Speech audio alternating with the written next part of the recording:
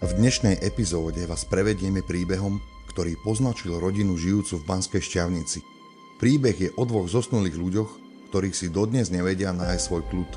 V dome, kde bude prebiehať dnešné vyšetrovanie, sa má nasťahovať mladý pár čakajúci potomka a práve preto si nás zavolali, aby sme zistili, čo za entity sa nachádza v ich budúcom príbytku.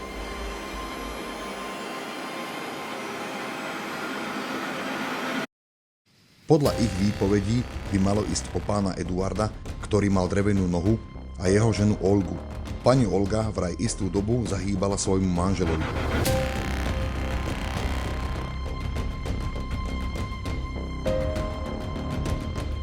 No keď sme sa začali o príbeh zaujímať my, tak aj samotní neviditeľní začali reagovať na našu prítomnosť. Chcete vedieť ako? Tak prajem mi príjemné sledovanie.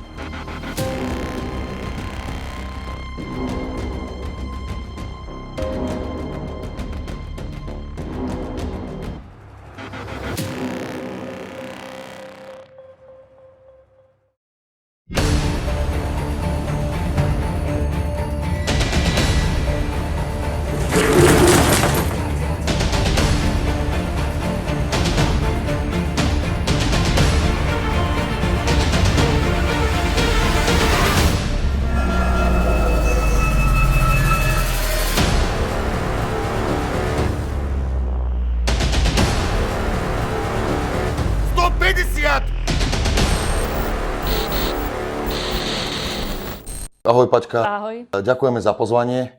Čo sa ti tu deje v tomto dome, alebo respektíve čo sa ti deje, aký máš problém, s čím si nás zavolalo, čo sa ti tu deje, povedz nám svojimi slovami, čo zažívaš. Príde noc, 2:30 po 3 a mám taký pocit, že tu niečo je. Že nie som tu sama.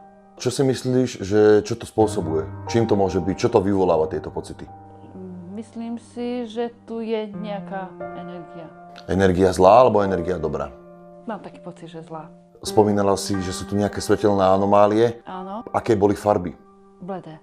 Bledé. Spomínala si mi, že si videla aj nejakú čiernu čmuhu preletieť. Áno, na chodbe. Ja som si myslela, že to je moja mama. Proste ona, keď odchádzala, tam mi stále rozprávala: Paťka, čo ty budeš robiť? Tu v byte teda sa bojím asi trošku viacej, lebo často vidím v chodbe tiene. Také, že zľava doprava, on prebehne tak rýchlo, taký tmavý. Alebo teda v kúte tam vlastne je taký blbý pocit mám, keď tu som. A tu tiež počuť akože buchot. No to, a keď som bola mladšia, som mala 16, tak som tu počula v obývačke v noci deti plakať.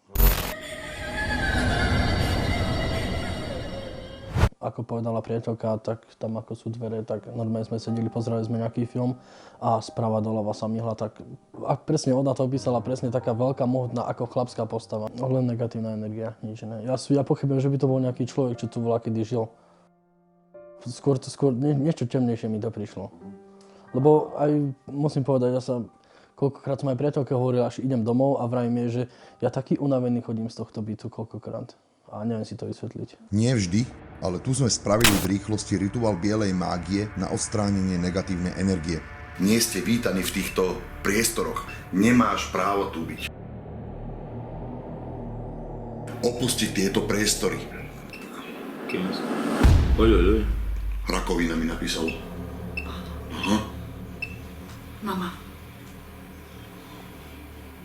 Ja, dede mama. Aj ďaďa. Ďaďa zobrala na rakovinu. Krstná. Mamina sestra.